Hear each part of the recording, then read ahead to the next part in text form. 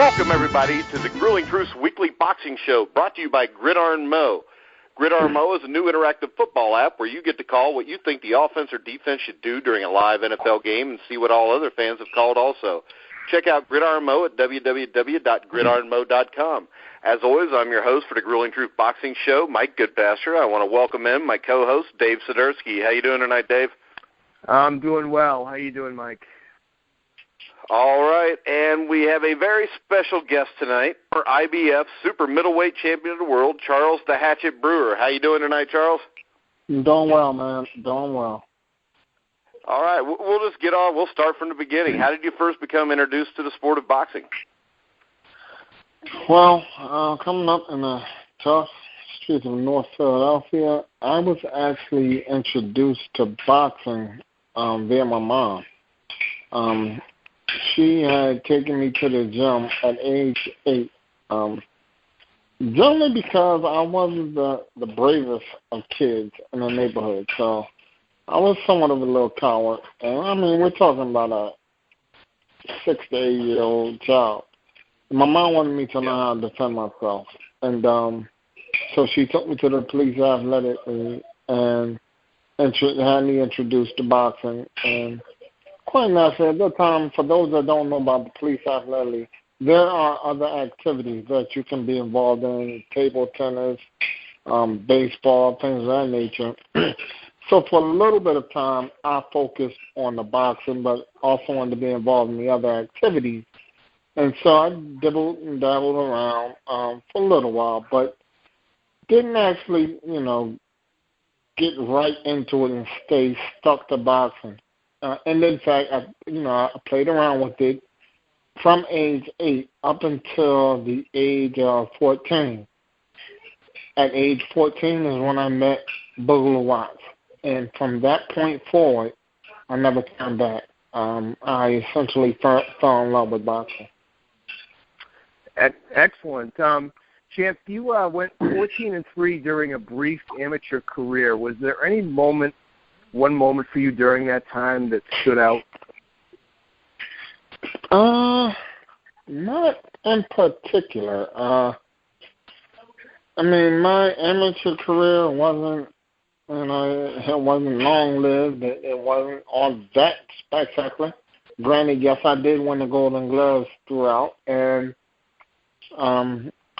I did gain a little bit of recognition locally from my amateur accolades. So, but again, I wasn't stuck on boxing at that point, and really didn't get stuck onto it until becoming the age of 19. At a point where I had gotten a reputation, me and my partner in boxing. We, like I said, we had begun developing really good, well, not only relationships in terms of boxing, but we started a reputation as being pretty skillful fighters. And so at the age of 19, there wasn't a lot of amateur fights that were going to occur. And going around and waiting around and even think about trying to make the Olympics was a far-fetched dream for me. And so at age of 19, my trainer, Boogaloo Watts, he typically asked me the general question, which was, how did you feel about going big time? And my heart dropped. And because I knew what big time means, he wanted to know if I was committed enough to want to turn professional. And, it took about a good month or so for me to really let it settle in. But I was very well prepared. Boogaloo, he watched me, man. He is what I would consider my father figure in boxing. And he guided us throughout my entire career, but especially throughout my amateur career. The guys that I came up with in the amateur career in my gym, man, the guys that I had been introduced to, these guys were top-level amateurs and some professional fighters. One of them, who has been a real good compadre of mine, is Buster Drayton. And, I mean, he's been with me since I was an amateur. So we learned an extensive amount of knowledge from that guy, man, let alone other amateur standouts who were in the gym as well. So by the time that it actually came time for me to make the choice and decision to become a professional, I was well ready. And when I decided to make that choice, it was full steam ahead, and I just straight went for it, man, and it turned out victorious. All right, you talked about turning pro. You made your professional debut August of 1989. You defeated a guy by the name of Jerome Johnson by a third-round knockout. What are your memories of that fight, your first professional boxing match? Now, typically a fighter would say, he was nervous, and it was his first fight being in front of the crowd and all. I had none of that. To be perfectly honest, man, on that particular night, I was grounded. I was ready, man. I was just fully prepared for competition. Again, like I said, for what he was going to bring to me had been nothing in terms of the exposure that I had gotten in my gym alone. So I was set and ready to fight. The only thing that was going through my head was victory. That's it. Whether it comes a 4-round decision or a knockout. That's the only thing that was coming through my mind was having my hands raised in victory. Yeah, Chip, one question I've been dying to ask you since I heard you were coming on the show was, how did you get the nickname the Hatchet? My trainer, Boogaloo Watts, he actually gave me that name, the Hatchet, and he applied that name to me as an amateur. Now, I had a stablemate who was William Jones. His name was the Hammer. I had another stablemate, which was his cousin, Larry Jones, and his name was the Razor. So, there was some violent things going on with Boogaloo. I don't know, but he gave us those names, and those are the kinds of names that once you get that kind of label, you got to live up to that label, or you're going to be the butt of a whole lot of jokes. So for me, it as an amateur, I didn't too much think about it, but definitely as a pro, the name stuck in, midway through my career from midway throughout, the name definitely applied, and it's a Hatchet of a way. And for the most part, even now, people, as opposed to calling me Charles, they'll just address me as Hatchet. All right. In February of 1994, you suffered a first-round TKO loss to Lonnie Beasley, tore 3 ligaments in your ankle in the process. How did that injury affect your psyche, number one, and your subsequent performance against Raphael Williams? Well, for one, it was what I call a fluke because it was a shot I didn't see. It wasn't one of those fights where I wasn't fully prepared to engage in combat or hadn't been training. I was full steam ahead. Everything was fully prepared. It was one of those things where on that particular night he threw the perfect shot at the perfect time. Unfortunately, I was the recipient, and we all saw what happened. And so, I took the loss. It was a very hard loss. It made me reevaluate not so much anything pertaining to my team, per se, and the reason why I'm saying this is because once that occurred, those on the outside wanted to give me input to begin saying, well, maybe it's your trainer that you should, think about changing or altering, or your managers. Maybe you need to, try and find a better manager, someone who's more experienced. I heard none of that throughout all those knockouts and victories that I was acquiring. No one ever said that. So to come out of clear blue when now I've experienced my first loss, I was like, come on, man, please. But I took the loss. I didn't take it hard. I took some time off to quite naturally heal the injury itself to heal. And I was somewhat anxious to get back in the ring, and I did so. But throughout that time that I took off to rest, if you will, to heal, my body had begun changing, and I could not make 160 by no means as easy as I once was able to do. And so, in preparation for that Raphael Williams fight, man, I practically dried myself out. And in fact, at this point now, I can joke about it because I even say, listen, when Raphael Williams hit me with that overhand right, if they had given me a pillow and a blanket, man, they'd have been my buddy that night. Because when I hit that canvas, I felt so good. I was drained, man. I was totally drained. I was dehydrated. The punch wasn't a devastating punch. It wasn't. He's not no, devastating puncher, and he wasn't no outskilled fighter. Nothing of that nature. But he caught me with a good shot. Take nothing away from him. But it was a perfect punch at the perfect time, and unfortunately, I was the recipient. But again, I was drained. 140 was it for me. I could no longer. 160. 160 was it for me. I could no longer compete at that weight. And it was after that fight that I moved up to super middleweight.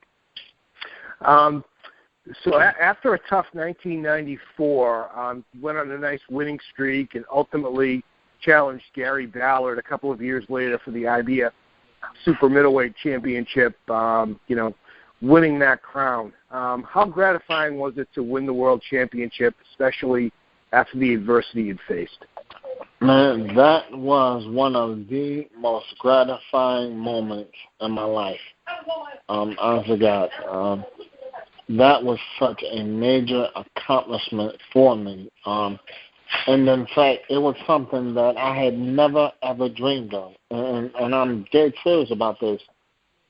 I love the sport of boxing. I was always interested and committed to it.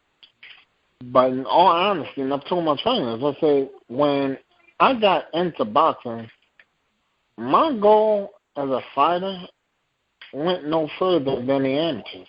And the only thing I wanted to do in the amateur level wasn't the Olympics. It was wanting to get to the nationals just because I wanted to have the experience of competing against fighters from other parts of the world. That was it. That was it for me. Turning professional and then becoming a world champion, that's mind-blowing. And, that was probably the most gratifying moment of my professional career, by all means. All right. Another thing that I would think would have to be gratifying is being a Philadelphia fighter, your first title defense against Joey DeGrandis in December of 1997 was at the Blue Horizon. You want to talk a little bit about what it was like to fight at the Blue Horizon? Man. I've told many people that are not from the area and call themselves boxing fans. And in fact, I work with quite a few people who were just as such. And I told them, I said, if you guys have ever seen the movie Rocky, and you see how it looks in those fights where you got the smoke-filled rooms, arenas, and you got everybody and their mom talking all kinds of language, and by language, I mean foul language. I said, that's exactly what you experience when you come to the Brewer Horizon. On that night, wow, that was, again, as you mentioned, that was a very gratifying moment for me as well. It was something, it was history. It was never done before, ever. And I was very grateful to be the first one and the only one to ever have done that. And I look back on it, it makes me feel good that I did it. I was in front of my fans. That's the way I look at it. On that night, that was in my house. And the way I look at it is everybody was there to see me, and I gave them the show that they had paid to see. Quite naturally, my hands were raised in victory. Wasn't a knockout, but I gave them a very entertaining match nevertheless.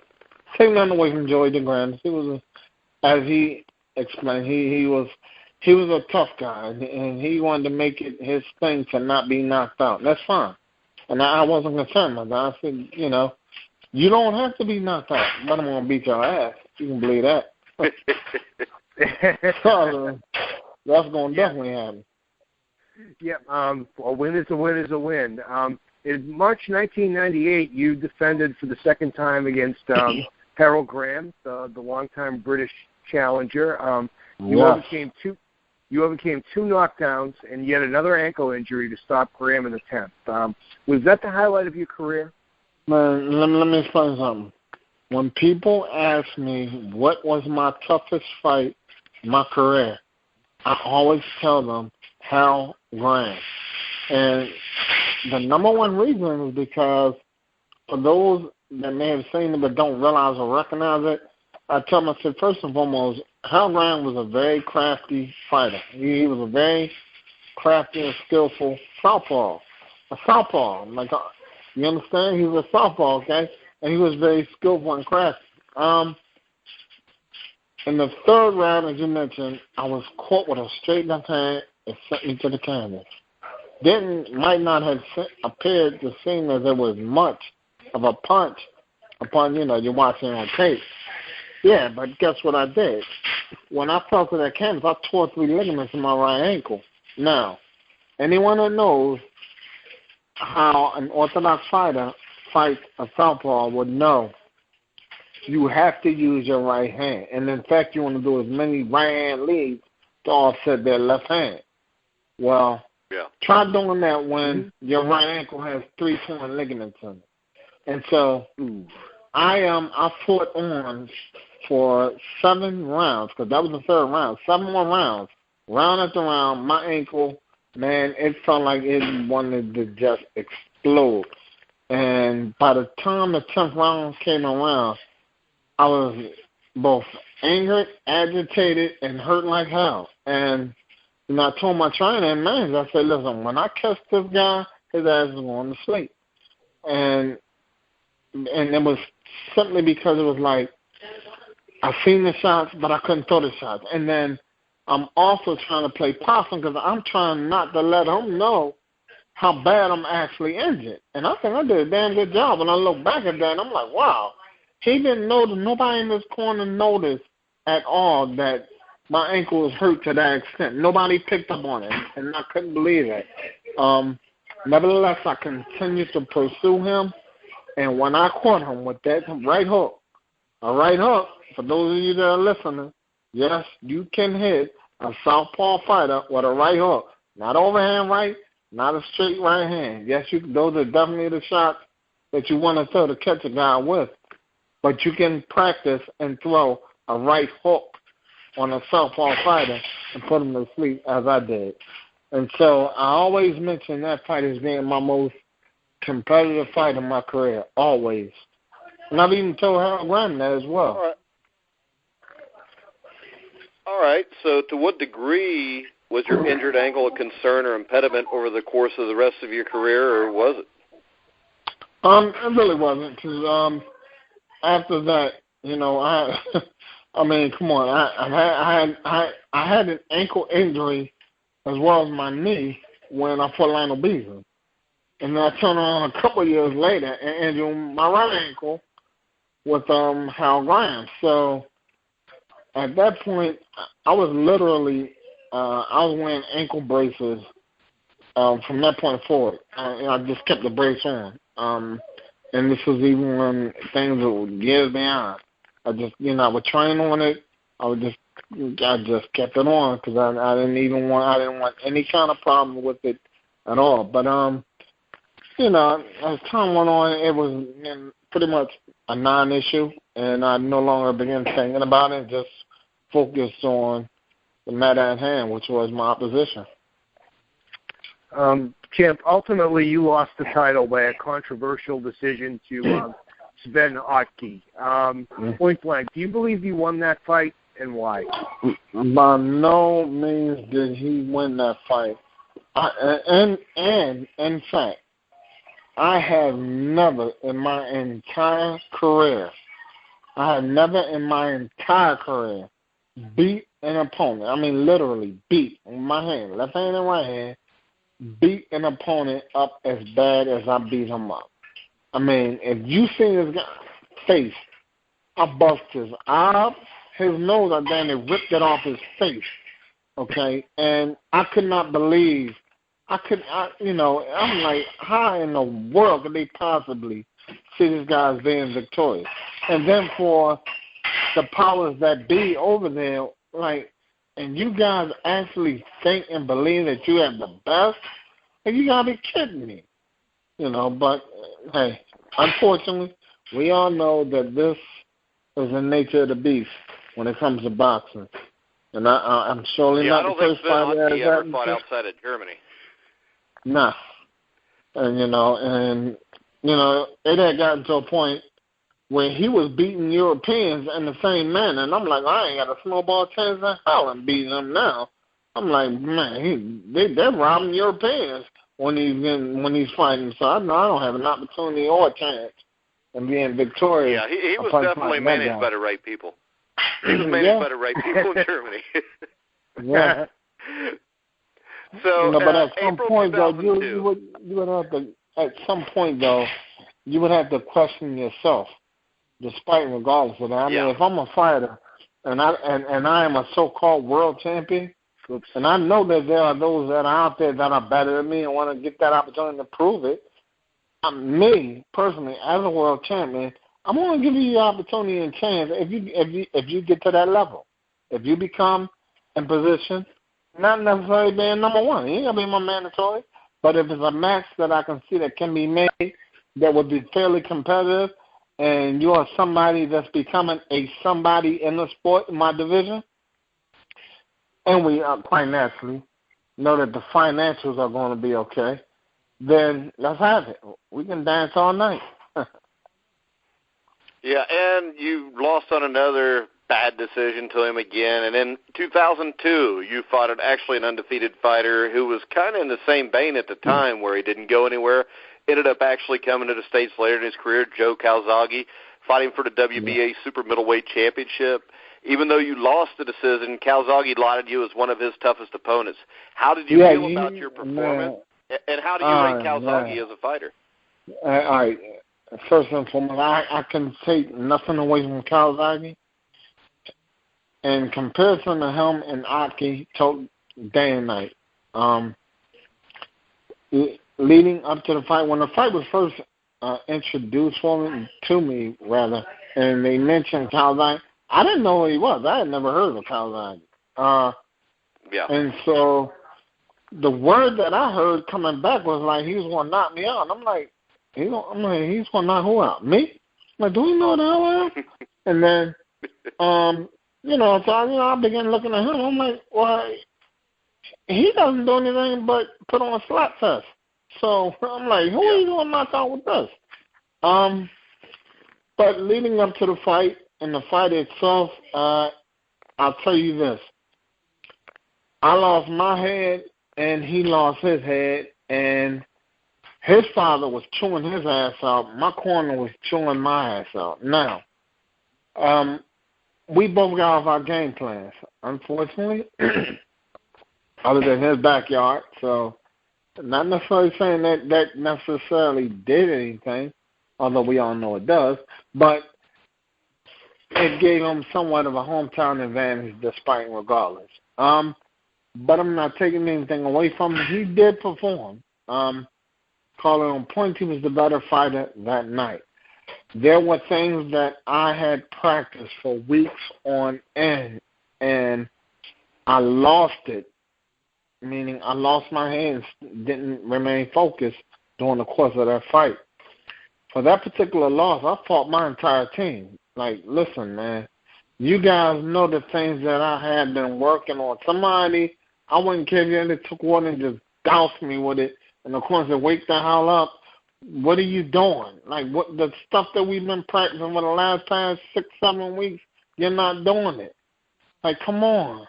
And, as I look back, and when I finally did look back at the fight, it was like I found myself going round after round doing the same thing. But it's like at one point in time, you're behind the 8 ball. So now, as opposed to trying to go out and do the thing that you had prepared to do, luckily and hopefully looking for a knockout possibly, now you're playing a game of catch-up. Now you just want to make sure you can even the rounds out because you're back on points now. Now you're playing a game of catch-up, and now it's like you find yourself every round trying to go for the gold.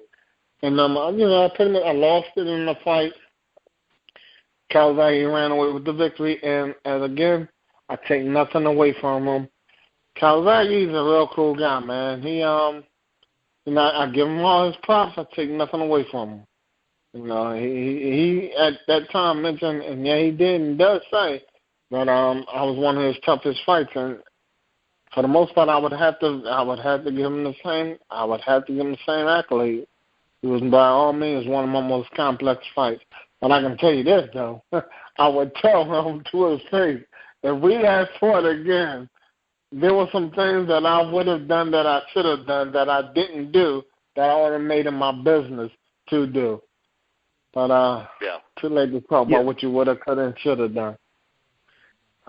Chip, a few fights later, you lost to Mario Vate by a ninth-round TKO for an interim title belt. At that point, did you start thinking of retirement? Pretty much. Pretty much. Not so much. It might not have been that, but by all means, the last fight.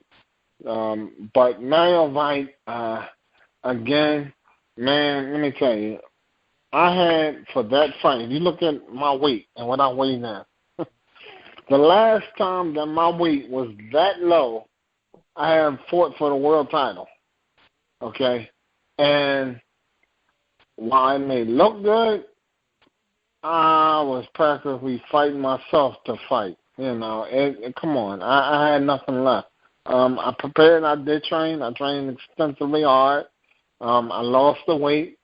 But, I was a skeleton on myself. I was a shadow of myself. And was not by no means able to go out and compete and have the strength that I would have needed to go to rounds, and hopefully come out victorious.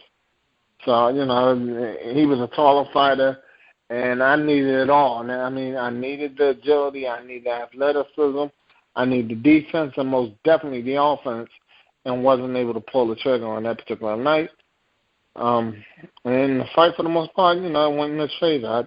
I can't take nothing away from him. No, I don't believe by no means he's a better fighter than me. No, not at all. And it was his time on that night. So that night, it was his night. I take nothing away from him, but no, I don't see him as being a better fighter than me. But essentially, he was fighting the shadow of the Hatchet. All right, so your final fight was actually this year in April, I believe. You lost a 5-round TKO. My question is not about that fight, though. Looking back at your career, is there anything you would change? Yes, I would. And there's one thing that sticks out more than anything else. The fight with Stanaki. The initial fight, the first fight that I had with him, Stanaki was relatively unknown. Okay? This guy had 12 fights.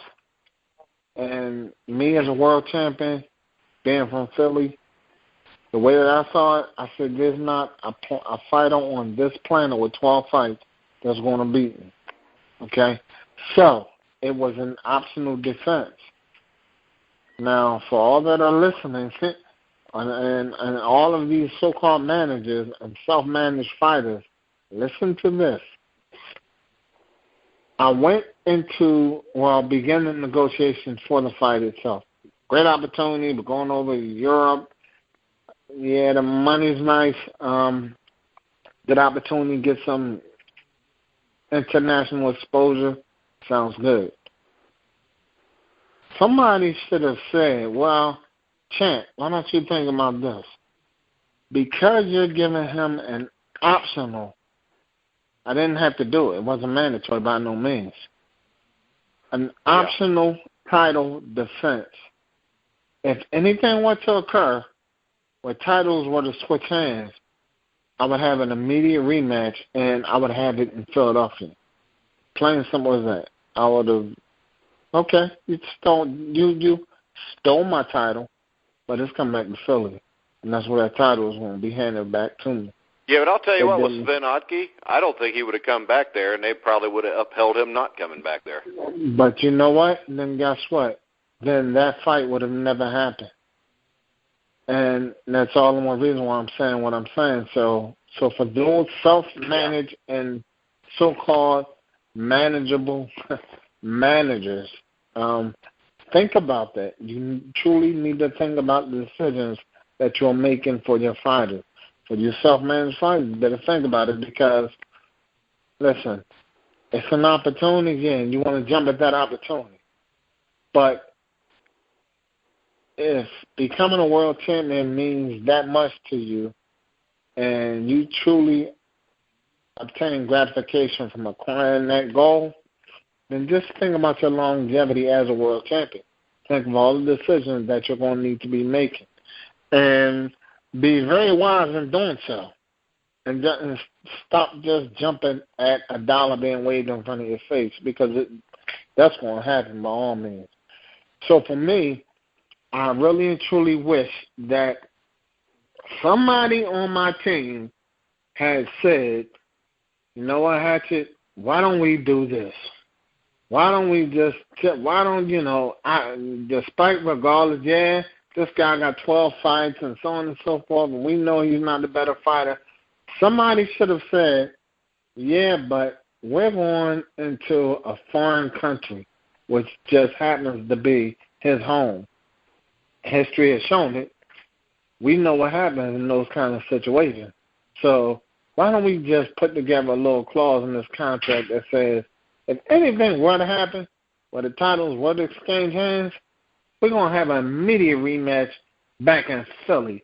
And if he doesn't agree to that, then the fight's off. Plain and simple as that. Plain and simple as that. I really wish somebody had pulled my coat and made a mentioning of that to me. Champ, great answer. How would you describe your relationship with your trainer, Bobby Boogaloo Watts? He is, to this day, like a father figure to me. I always explain him as being my father figure in boxing. He was always, he was my right-hand man, and he watched out for me fairly well. And so, if it goes to say, then, yes, I would say, Dad, you slipped up on that one. That one bypassed you. You didn't either. They were too caught up in the moment, the money, or the opportunity, whatever the case may have been. At this point, it makes no sense now, but somebody should have been on their game. But nevertheless, Boogaloo Watts has been like my father figure, man. He, to this day, we still are involved in boxing, and he watches out for me just like I watch out for him. Nothing. All right. Now, earlier this year, you won the Joe Frazier Living Legends Award. Can you tell us a little bit what that was like for you? Wow. You know what? Let me tell you, man. It was talk about gratification. Wow. How many times did I hit on that word? Here's what was happening, right? I kept getting these emails from Jackie Frazier, right? And, the emails kept mentioning the event about the Joe Frazier Living Legend. And I'm like, okay, so when's the event? And, I'm thinking it's an invitation for me to come to the event. So I'm like, all right, Jackie, I'm going to be there. Okay, cool. All right, I'll be there. I said I'll be there, okay? And I'm sitting here. So I finally contacted Jackie and I found out, okay, Jackie, what day is the event and what time is everything going? She was like, well, this year we're looking to have you introduced as a Living Legend recipient. And I'm like, huh? I'm like, what? I'm like, wow. I'm like, wow. I'm like, me? I'm like, oh, man. And so, it was one of those things, like, it's like everything just stopped. And I'm like, whoa. I'm like, wow, that's pretty deep. And I was like, wow, man. I'm like, somebody's actually giving me those kind of props? So, man, it again, that was like smoking Joe. I'm like, man, that was my man, boy. I'm like, I couldn't believe it. It was, again, man, one of those gratifying, touching moments in my post-career. But apparently I did something right throughout the course of my career that they will want to give me that kind of those kinds of accolades anyway, man, and recognize me as being a living legend. And, you know, I even had a speech, and a speech that I gave on that night gave a mention to, like, living legend, me? Yeah, that's going to take some getting used to. So it was an award accepted with a lot of gratitude, man, like, wow. But, you know, man, for all that I gave in the sport of boxing, man, you know, it was one of those things where I lived, ate, and slept boxing serious, man. And I took it and take it very serious to this day. My son is even involved in it, and I'm bringing him along as an amateur. And he's doing well, but, you know, it was just this serious. One night, what he did was he made a mention to his mom that he wanted to become a fighter. Now, quite naturally, locally, some of the guys that I have known in the gym have seen my son. They've seen him grow up, essentially. And I guess it was quite natural that they would have thought that he's going to be in the gym. Like, you know, he's going to follow right behind me. Well, it didn't exactly occur that way. My son just, you know, growing up as a teenager, he apparently seemed as though he had no interest in boxing. But as a late teen, we're talking about 18, 19, 20, he had mentioned to his mom, this is what I want to do. I want to go to college, and then I want to become a boxer. So, of course, she went nuts and didn't want to didn't want to have another fighter going through what she had gone through with me. And this time, this one being her son, going through those kind of things. And so she made a mention to me about it. And so essentially, him telling her was like him telling me, but not coming directly at me telling me, because he knew that, well, telling her is essentially like telling me. So what I did was I got him along one night, and I said, honestly, I said, I understand that you said to your mom that you want to become a boxer. I told him I had this one conversation with you, and you will not hear nothing else about boxing from me at all. And I told him, I said, if this is what you want to do, and this is how you want to do it, I said, you know how I am, and I take no tea for the field.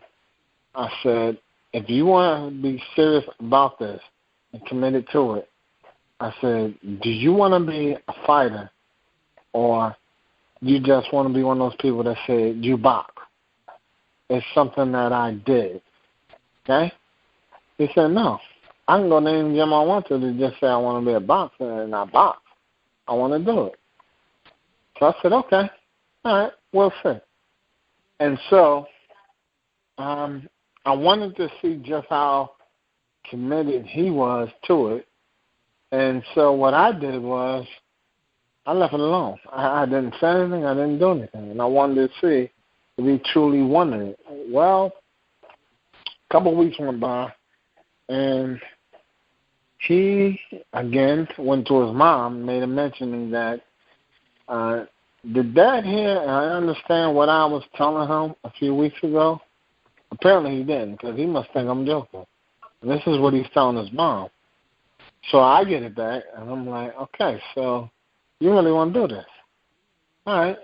So then I just said, all right, I want to get you in the gym, and I'm going to put you in front of some guys who are going to, not only me, to find out this is what you want to do. I want to put you in front of some guys. They're going to want you, watch out for you. But by all means, if need be, they will spank your ass. So I got him in the ring, and I had him in with Jesse Hart. I put him in with Eddie Chambers, and I also had him in with Hank Lundy. And he did fairly well, and I'm like, wow. And he, for the most part, he has held his own and has shown that this is what I want. And so what I've done, man, is when there's time to go to the gym and train, and he takes instruction very well. And I told him that was one of the main things that I told him. I said, the one thing I want you to do, please, is to listen to my instruction. Don't hear me. I know you hear me. I want you to listen to my instruction. I said, I promise you, there is nothing that I'm ever going to tell you that I'm going to make, it's going to be a guess. I will never give you an instruction that I'm guessing. Like, if I'm directing you and giving you instruction on doing something, trust me, brother, I'm like, I know what I'm telling you and why, okay? So he takes instruction very well and executes as well. And quite naturally, he has the heart. That's going to come natural. And so far he's been doing successful, man. So right now he's a whopping 4-0. But we're going to be coming up on a Golden Gloves tournament in a few months, and he'll be fighting and competing in the Golden Gloves as an open fighter. So it's going to be a new challenge for him. But as I explained to him, I said, the guys that you had sparred with in the gym, you sparred guys who are world-class contenders, guys that are fought for world championships. And you're in there with these guys, and you're holding your own. So I feel fairly good about that, man. You know, and I feel good. I feel good about that. And that part of it, I do appreciate you. Well, we're almost out of time. I just want to thank you. It was truly an honor to have you on. I think you're one of the most underrated fighters of the last 15 years. I agree. Dave, you got any final words? Great talking with you, champ, and best of luck in your future. Really enjoyed watching you during the course of your career. Thank you, man. Even though you're from Philly and I'm from Boston, I had to throw that in there. Hey, listen, man. Hey, you actually have one of my all-time greats from Boston. That's Marvin Hagler, and that's my man. And look, I even tell Boogaloo that. I'm like, look, I know you beat him. I said, but Marvin Hagler, that's my man right there, boy. I'm like, that's my fighter, man. That's my buddy right there, boy. I love Hagler. Any real boxing fan loves Marvin Hagler. Oh, yeah, man. He did it the way it was supposed to be done. He did. Absolutely. Yeah. Absolutely. By all means. But it's funny, man, when at this point in time, when I look back on my career and I look at the accomplishments and achievements that I've made and the accolades that I receive now, it makes me ever more grateful for the commitment that I put into it, the hard work and the sacrifice, man. It's like it's all paying off, and it's showing itself day by day. And I'm so grateful for it. That's great to hear, and we wish you the best of luck training your son. Maybe in a few years you turn him pro, we bring him on the show. Oh, absolutely. You will be hearing about him. He has a name already, and the name goes as Lionheart. So you will hear Lionheart. If he's hanging with Eddie Chambers and Hank Lundy at the age he's at now with the amount of experience he has, I'm sure he'll be just fine. Oh, yeah. You will definitely be hearing about him shortly. Trust me. But thank you, man. Thank you, guys, for having me on. All right, man. Hey, no problem. Cool. Anytime, Charles. All right. Thanks, man. Good night. All right. Thank you. All right, guys. Make sure you check out the Grueling Truth Facebook page. Check out Gridiron Mo at www.gridironmo.com. Check out the page. Check us out on Spreaker, Stitcher. We will soon, in the next few months, be on iHeartRadio. So make sure you check all of our shows out. We still got the NFL Weekly Pick'em show. Make sure you catch that every week with myself, Matty Nuscavage, Leon Searcy, former Pittsburgh Steeler, Jacksonville Jaguar, All-Pro line. Also, we'll have the Cincinnati Bengals Weekly show with myself, former Bengal linebacker Joe Kelly, and to preview the Bengal Bronco game this week, we will have former Bronco defensive back Lilo Lang from the Super Bowl teams of the 80s with the Broncos. So any parting words there, Dave?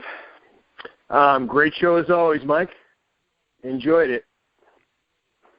Yep, and we will definitely do it again next week. It'll be dang near New Year when we do it next week. And I'll tell you, it was 70 degrees today here in Indiana.